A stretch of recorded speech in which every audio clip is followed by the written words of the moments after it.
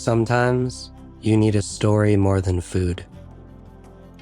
A favorite quote of Jack Kornfield's from Barry Lopez,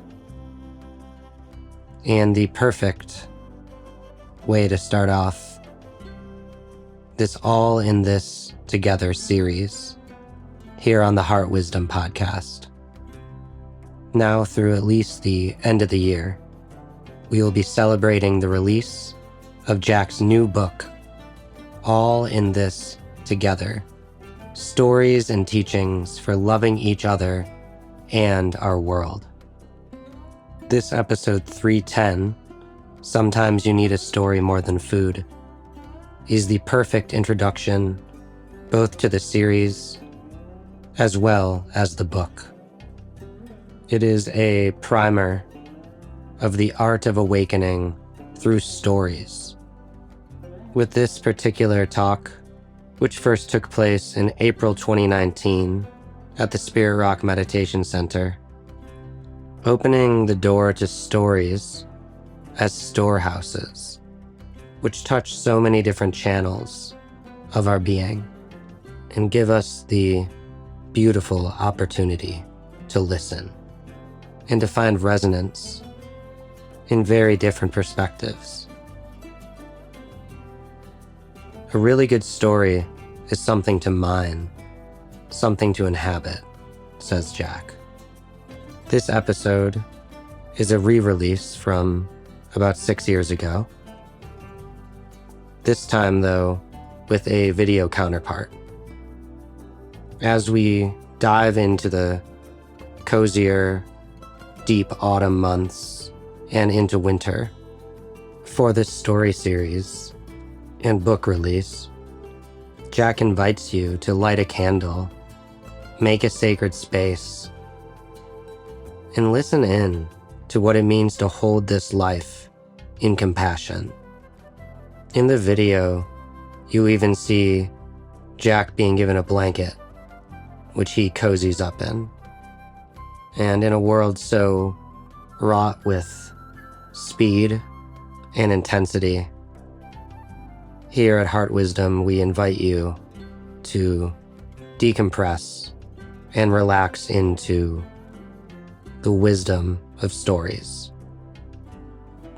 And if this episode touches your heart, I highly recommend getting Jack's new book, All in This Together, Stories and Teachings for Loving Each Other and Our World.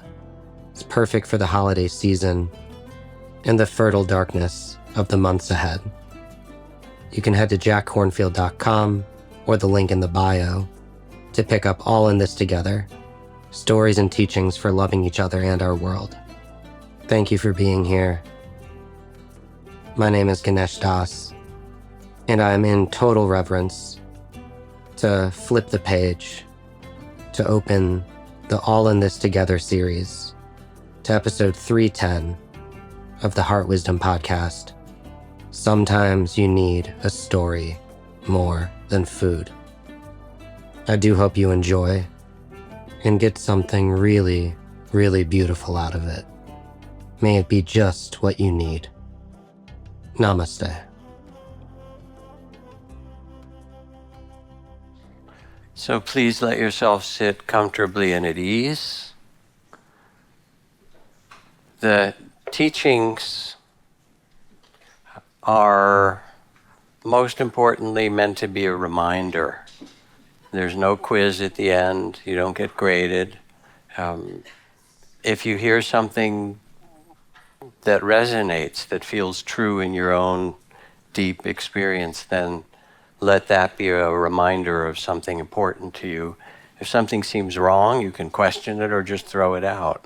But in a way, to listen is its own kind of meditation of being present and noticing what is evoked or what feels resonant to you and what may not, and what's helpful.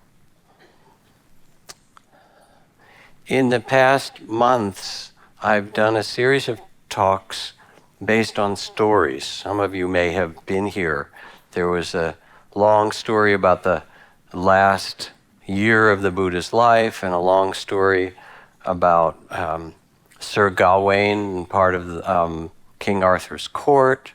There was a long Hindu myth of, thank you, Nancy.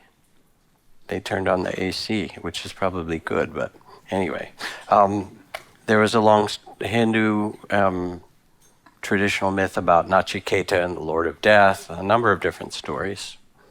And I'd like to continue in that spirit tonight and maybe again as we go on. Barry Lopez, wonderful writer, has a book that he wrote entitled, he wrote a lot about the North and the Yukon, Alaska, and so forth. The title of the book is Sometimes You Need a Story More Than Food. And it really speaks to something so important. I know in being part of retreats with vets who came back from Iraq and Afghanistan and so forth, that the retreats that we held were a place often the first time they felt safe enough to tell their story. Because a lot of the things that happened when they were there are not the kind of thing you can tell your family or your friends. And so they carry it as a kind of weight on the soul. There's some way in which they'll say, well, I can't tell you what I saw. And then it goes on to something even more difficult. I can't tell you what I had to do. And when you get combat vets and you can make a safe and protected space and say, here's the place you can tell the stories that have burdened your heart and hear those of others, it's a remarkable healing. And in the same way, my beloved wife, Trudy, who runs Inside LA, the center in Santa Monica, has had a program for almost 15 years that started with the healers, the nurses and physicians from the NICU and the PICU, the neonatal and the pediatric intensive care unit in Children's Hospital. And then it grew to other hospitals. And the same thing happened. They would have a retreat and make this beautiful place. And the nurses would come, and in the neonatal intensive care, regularly babies die. And you have to tell parents, I'm sorry, your child died. And, you know, that's an occurrence that happens every week, you know, and then you have to clear out the incubator and get ready for the next baby. And you can't go home and talk about that to people. And so again, light the candle and make a sacred space and talk about what it means to hold this life in compassion. And then invite people to tell the stories that they need to for the healing of their own heart. So that's why sometimes you need a story more than food, you understand. Sometimes to hear it and sometimes to tell it. Next month, I want to work with another great story and talk about climate change and drawdown and technology and some of the kind of stories that we need to rewrite, if you will. So that's going to be important. For tonight, looking out as we do at the human realm, which is a mixed bag, you may have noticed. You're one of them, so you know, right? And seeing, along with the million acts of goodness that take place every, afternoon, the divisiveness and the continuing racism and conflict and war and so forth, and made visible in all these different ways, some of which has always been here and some in new forms, the kind of modern terrorism that we saw in Sri Lanka this week, or that we saw at the synagogue in Southern California and so forth. I want to talk some about conflict in a way through some stories. There was an organization that was started in Palo Alto decades ago. Joan Baez, who's a friend, was I think one of the founders of it, and it was called A Better Game Than War. Because we will have conflict. We have different desires and needs and styles and so forth. But how do we do this as humanity? How do we deal with conflict with one another? And I'm part also of supporting an organization called the Nonviolent Peace Force that sends unarmed civilians who are really well trained into conflict areas in Sudan, in Syria, in Philippines, and other places. And mostly what they do is sit down and talk to the people on different sides and then do unarmed accompaniment. And they're able, in doing so, to hear what people are really afraid of and what they really need, and kind of broker some possibilities for civility, even in the midst of difference and conflict. So let me start with a story. I'm going to read this one. The other two I'll tell. But I'm going to read it partly also because the language is very well written. And you may have heard one or two of these stories in years past if you're a regular at Spirit Rock. But they're stories, it's sort of like, oh, bedtime. Would you read that one again, Daddy? You know.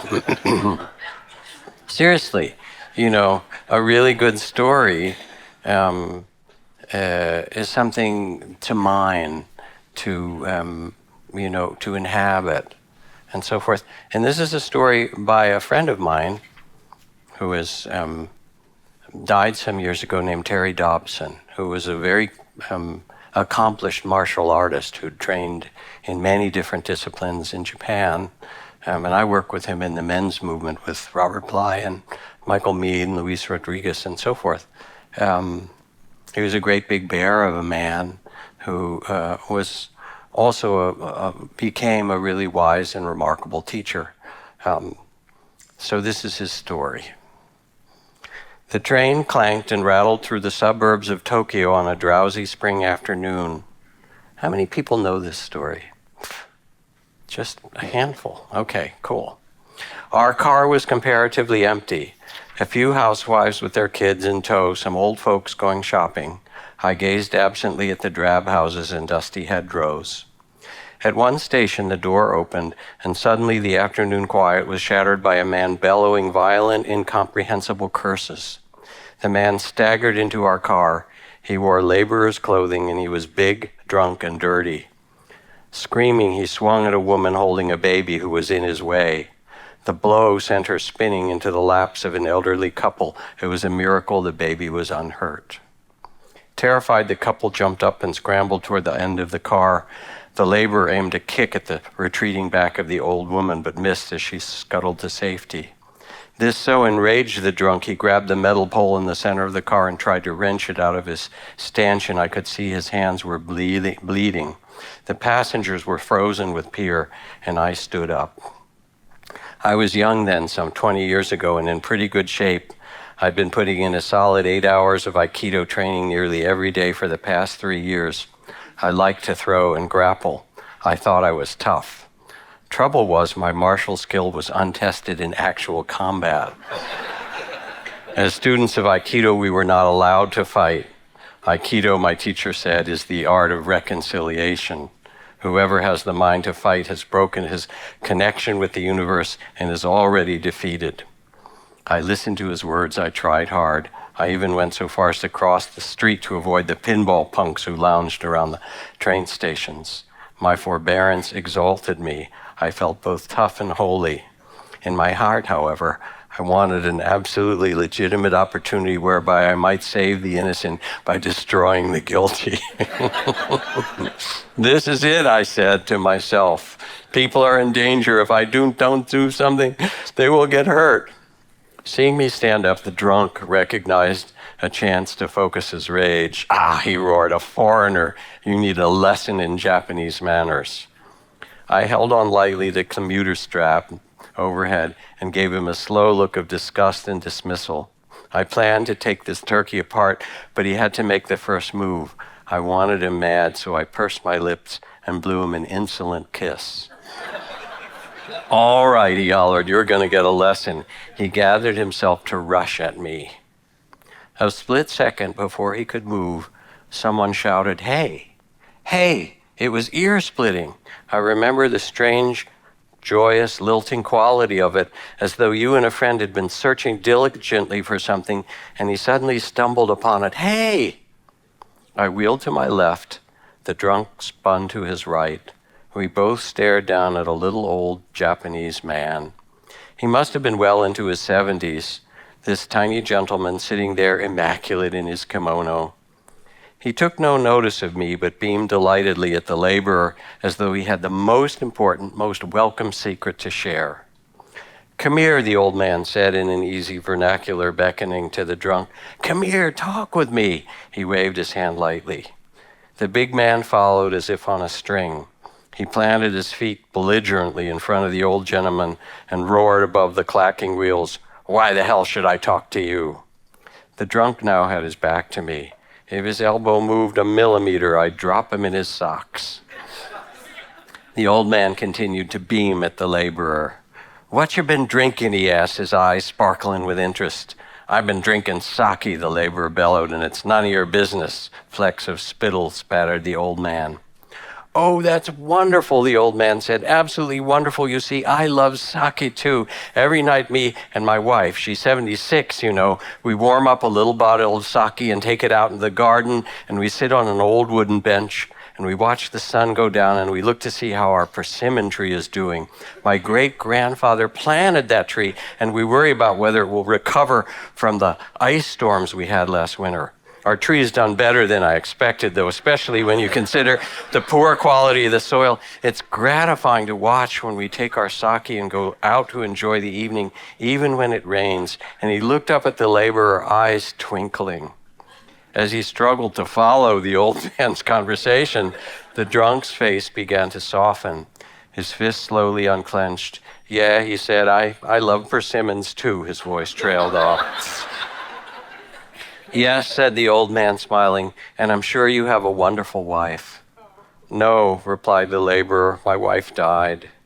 And very gently, sweeping with the motion of the train, the big man began to sob. "I don't got no wife. I don't got no home. I don't got no job. I'm so ashamed of myself." And tears rolled down his cheeks. A spasm of despair ripped through his body. Now it was my turn. Standing there in my well-scrubbed youthful innocence, my make this world safe for democracy righteousness, I suddenly felt dirtier than he was. And then the train arrived at my stop. As the door opened, I heard the old man cluck sympathetically. My, he said, "that's such a difficult predicament. Sit down here, tell me about it." And I turned my head for one last look, and the laborer was sprawled on the seat, his head in the old man's lap. And the old man was softly stroking the filthy, matted hair. And as the train pulled away, I sat down on a bench. What I had wanted to do with muscle had been accomplished with kind words. I'd just seen Aikido tried in combat, and the essence of it was love. I would have to practice the art a long time with an entirely different spirit. It would be years before I could speak about the resolution of conflict. Now, one of the things that's important when you listen to a story is to feel where you are in that story. You know, because you could be in any place. You could be the woman with the child who is protecting their child and worried. You could be Terry, Mr. Macho, you know. You could be the guy who has so much loneliness and loss, the drunk who doesn't have a family and doesn't know how to manage. You could be the other passengers. And maybe you could be all of them at different times, but it's also kind of interesting to sense what piece of that resonance, if you were to place yourself in the story right now, where would you be? Who would you be if there was a place for you? Because the stories are kind of like storehouses. They have a kind of intelligence in them, a good story, that touches not just one channel, but our heart and our memory and our emotions and our way of seeing and thinking. What do you learn from the story? What does it remind you of? Not just in this nice sitting together where people are behaving themselves tonight pretty well, which is a nice part of my job. I generally am with people on their good behavior. But you know how it is with the other people around you, right? And maybe even occasionally yourself, that some other elements of the story might be at play. And how are you approaching that? What is your spirit? That becomes part of the reflection. I came back a few weeks ago from spending time with Ram Dass. Trudy and I went there to be with him. For those of you who know him, the author of Be Here Now, and this very wonderful spiritual teacher who's also a fountain of love, really quite extraordinary. He was pretty sick when we were there, and he was in the hospital and almost died, actually. And we were there with him a lot in the hospital, and then he got better. Hallelujah, he's much better. But he almost died. And he said, then I changed my mind, and he came back. He's very, very funny and witty. But in his house, he has a great big altar, as big as the whole front row here. And there's pictures of his guru, Neem Karoli Baba, and of great saints. There's Mother Teresa, and there's Ramakrishna, and there's statues of Buddha, and Shiva and Ram and all the kind of Hindu deities, but there's also, pictures of great Hasidic rabbis and, Mother Mary and Bodhisattva Kuan Yin and then other people that he admires. And it's this wonderful, huge altar. And always somewhere in the middle. For a while it was Dick Cheney had a big place on the altar. Now it's our current administration is holding that place of honor with a big smile. He said, yeah, this is my practice. This is my practice to take inspiration and to try to hold the entire world in my heart in love, all of it, with all its joys and sorrows and so forth. But it's not just him, it's me and you. And there's an article that I read, Dr. Sanjay Gupta, who's one of the great public figure physicians he's the CNN doctor on call, basically, who comments on various things. He went from Harvard to CNN. I don't know whether that's up or down, but whatever it is. Anyway, and so this is an article about lessons from meditating with the Dalai Lama, because he went to Dharamsala to be with the Dalai Lama. And in his search for what to put on the air in his shows that would be helpful, he thought, well, he'll get the Dalai Lama to help him to meditate, which happened. He said, so he went there, and it was early morning. They arranged for him to go meditate with the Dalai Lama. So he had to go early in the morning. And then they said, all right, well, here's the protocol. You go in, and when you do, you make a bow, and he'll be sitting. It's in his meditation, but we've set up a place for you to sit. Go sit quietly, and you can sit with him, and, maybe afterward you can talk about it or something. Okay, how cool is that? Let's go sit with the Dalai Lama, right? So he did that, and he said, I was nervous, and it felt like, oh. But and they said, you talk to him, your holiness. The Dalai Lama doesn't like that holiness stuff. He just said, come on in, But anyway, there he was in this little modest room in the Dalai Lama's house. And he sat down cross-legged. And he said, all my meditation insecurities began to kick in. And a few minutes passed. I was trying to meditate. And after about 10 minutes, I heard his deep, distinctive voice say, any questions? And I looked up and saw the Dalai Lama's smiling face starting to break into his characteristic head-bobbing laugh.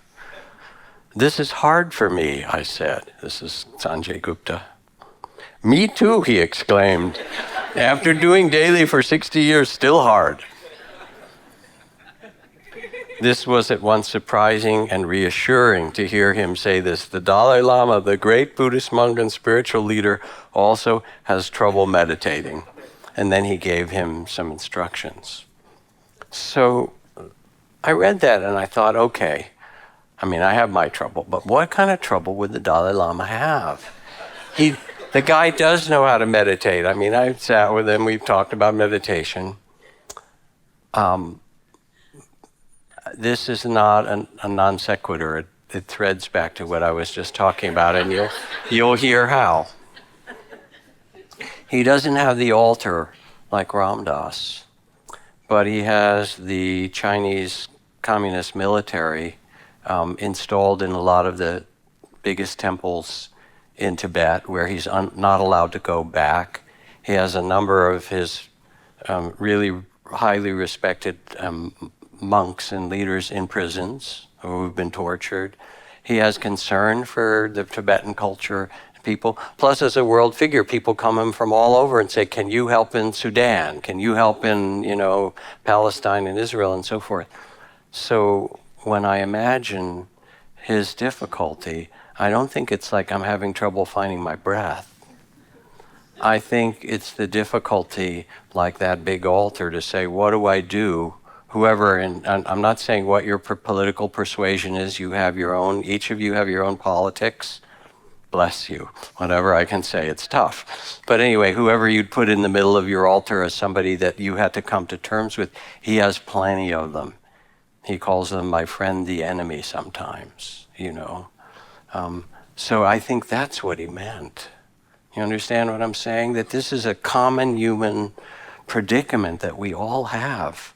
How do we hold the conflicts, and how do we even hold that which is causing suffering? Here's a verse from the Dhammapada of the Buddha. Look how he abused me. I think it's good. Often I try to change the pronouns to make them more universal, but this one's right in its way. Look how he abused me and beat me, how he threw me down and robbed me.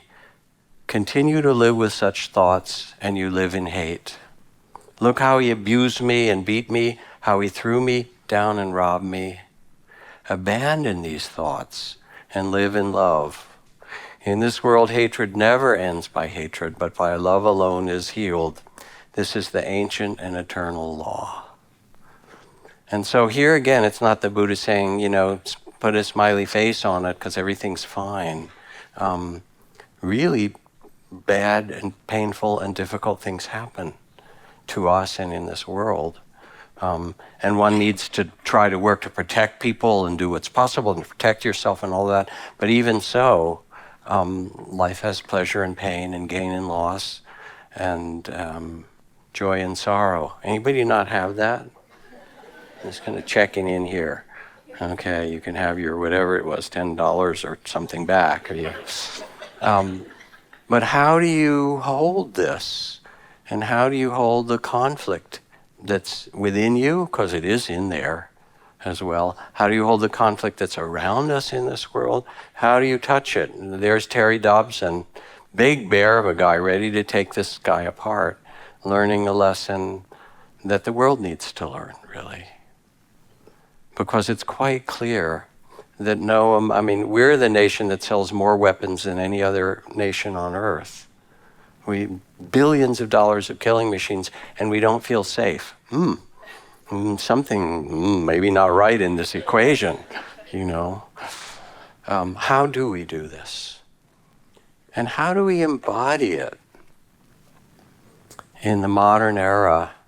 Yes, we have our techno connections, all the ways we can, Snapchat and Instagram and Facebook and email and all the things that can, but as we know, that's also a very thin connection. It doesn't really have much depth or generally very much emotion to it. And so there is at the same time rising loneliness and isolation and lack of meaning. And what gives us meaning becomes part of this question in conflict, And part of what gives us meaning, my friend Amale Doma Some, West African medicine man and shaman, says in the Dagara people, his people, that every child is born with a special cargo. And I love this metaphor. cargo is what's carried up the West African rivers on the cargo boats. So it's been that way for thousands of years. And the goal of every child and every human being is to deliver the gifts that we're giving to them, to deliver their cargo into the world. And if you can't deliver your gifts, what you have to offer, then it will be a painful life for you. So you have to know what your cargo is, and you have to find your way to offer that to the world and to trust that it's possible. As poet Dina Metzger writes, activist and wonderful poet, she says, "Give me everything mangled and bruised, and I will make a light of it to make you weep, and we will have rain and we will begin again." And she speaks about the capacity to take even conflict and difficulty, and in the long run to see that you can sow seeds that bring people back together again and that create some sense of peace and harmony. And I've talked about this before, but in the Colombian Civil War that happened in Colombia for 50 years until a couple of years ago when it was more or less resolved, one of the steps that was taken to resolve that conflict, the government got some helicopters and filled them with photographs and went to the areas of the jungle where the FARC, the revolutionaries, had been living for decades. And they dropped photographs of their families, of their old mothers and fathers, of their sisters and brothers grown up, of nieces and nephews they'd never seen. They dropped them into the forest with the names, and so that the people who'd been away as fighters for 10 or 15 or 20 years could remember that they were connected to something bigger and something that had love in it. You understand?